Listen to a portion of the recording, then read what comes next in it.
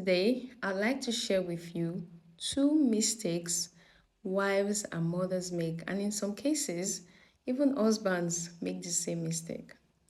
The first one is mothers who poison their sons against their dad. And this often happens in relationships or marriages where the mother and the father are not on good terms. Perhaps the man was irresponsible, he was not available, he was not present in her life.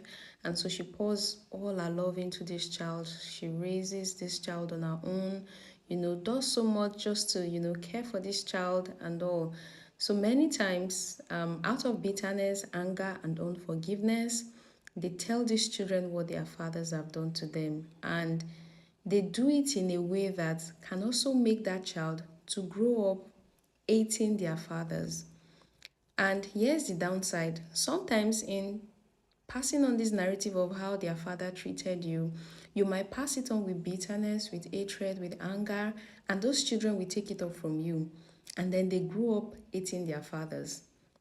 And why I'm sharing this is because 99% of the time, if that child grows into another who hates his or her dad, that child will repeat the same mistake, especially for the sons. He would repeat the same mistake. Unless he forgives his father, he would repeat the same mistake. And so, rather than helping your child, you are now perpetuating a generation and a bloodline of people who are repeating the same mistake. So rather than passing on a bitter, unforgiving, angry narrative, you can actually let your child know that, okay, this is what your father did. However, rather than hating your father, learn from your father's life. Pick the lessons from him. And if you're talking to your daughter, you can let your daughter know the kind of husband not to marry, right? But you should not pass the narrative in a way that they will grow up in bitterness, in anger, hatred, and unforgiveness towards their dad. Don't do that. That is going to be a huge mistake. The man might even be a dangerous person, and you don't want them to have a relationship with their dad, maybe for reasons such as, their life being at risk or whatever. I know there can be some peculiar cases, right? But make sure that you don't raise children who hate their dad. And sometimes this can even be a switch. Sometimes it can be a mom, right? It's rare, but I mean, there are cases where this can be a mother who abandoned, her children and went off. So, however you are passing on this narrative, do not raise children who hate their parents. And then the painful thing is that some persons even go ahead to lie. For those who even lie, right? When your child grows up, they would actually discover the lie because he's also going to become a man. He's going to take on responsibilities as well. He's going to see himself and find himself in the same shoes his dad was years ago and begin to understand, so this is what it means to be a dad. It's a lot of work, man, right? So, and at that point, your child will not even begin to doubt even the things you said that were true, right? So rather than passing on a bitter, angry, unforgiving narrative, pass a narrative that will ensure that your children learn from their parents and decide not to repeat the same mistake, either as a man or with regards to who they marry, right? So please, this is the first one. And in case you're listening to me right now and your case is peculiar, your situation is peculiar, and you don't know what to do, and you really don't want to perpetuate a bloodline of children who will, repeat the mistake of their parent, you can actually seek counsel. You can seek an expert on elmaf.co. It's a platform for finding experts on relationship, family life, marriage, individual needs like a therapy, mental health expert, and also you can check it out and go find an expert for yourself. Talk to someone that can help you, with specific tools for the peculiarity of your own circumstances, right? Now, here's the second point. The second point is for wives who try to sever ties with their husband's family. In other words, wives who do not allow their husbands to connect with their family.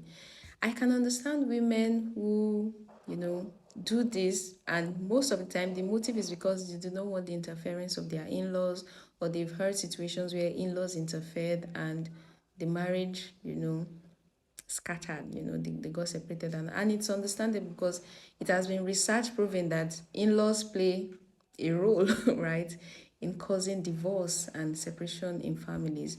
However, I don't think that for a general healthy home, it is okay to stop your partner from interacting or having a functional relationship with their family. It is actually wrong, right? You should not be the one to do that because you will also have a child. What if your child grows up and gets married to someone who is preventing them from also interacting with you? How would you feel? It's not a good feeling. And the thing is that whatever you sow, you will reap it. So the things you're doing now, you would reap the same seed. And like I rightly said earlier, there might be peculiar cases. There might be in-laws that really, really, you should keep them at bay, right? There are situations like that. And for circumstances like that, that is okay. And for some of you might be like, okay, mine is peculiar, but not so peculiar. I think I need some help. I need someone to talk to. You can also check out elmav.co. You'll find experts that can actually help you. I'm on the platform. Yeah, I'm on the platform. You can find me there too, or you can reach out to me privately. I can also help you out. But back to our discussion. Don't do that. Don't do that. So if you're the husband, don't do that to your wife. And if you're the wife, don't do that to your husband. Actively ensure that your spouse connects with their parents, with their siblings. Do not be the stumbling block between your parents and their son or their daughter, right? But of course, you should have boundaries. Maybe you don't know the boundaries you should set. That is why you should seek an expert, someone to talk to, right? Someone that can understand the nitty-gritty of your circumstances and provide you some answers or some things that may work for your unique situation, right? However, for a general healthy relationship, don't do that.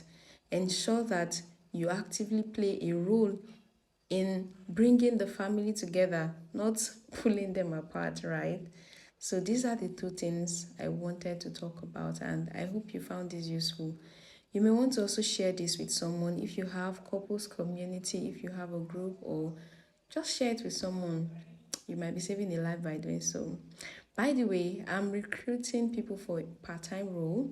It's called a remote user connector role. So if you don't mind a part-time role that will earn you some money and you'd also impact and affect lives, send me a DM and I'll send you the link.